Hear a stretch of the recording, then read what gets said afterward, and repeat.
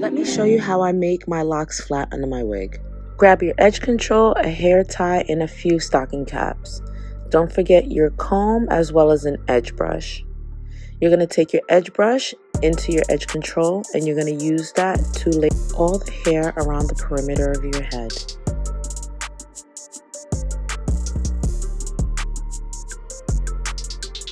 Then I go in with some more product down the middle of my hair to just make sure that the middle is also flat. Use your comb to distribute the product. Depending how long your hair is, you'll need a hair tie, but since mine is short, I just put my cap on directly. After I put on my cap, I mold my locks so that it says flat on the sides and down the middle, and I typically use 3 to 4 caps. Pretty straightforward and easy. After this part, I'm just going to show you guys the steps that I take to install the unit. This is a 13 by 6 synthetic unit, very easy to work with. Spray your hair adhesive on your hairline and just bring your unit down to that area and start to work it into the spray adhesive that you use.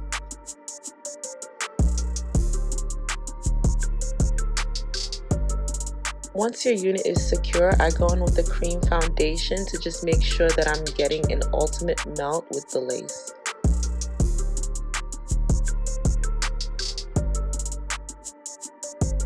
I go over this portion with the blow dryer to just make sure that the cream foundation and the melting spray works together to really give me that ultimate melt.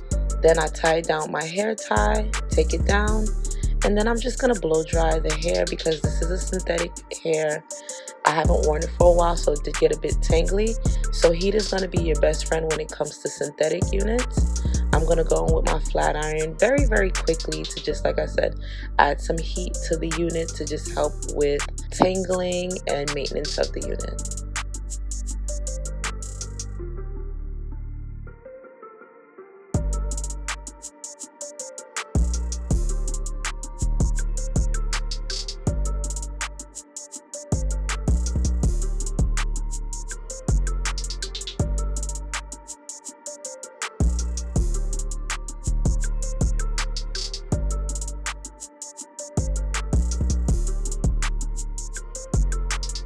So that's it. This unit is very thick. It's a Yaki straight texture, so it is thicker. So that also helps with my locks underneath. You can't really see any bulk.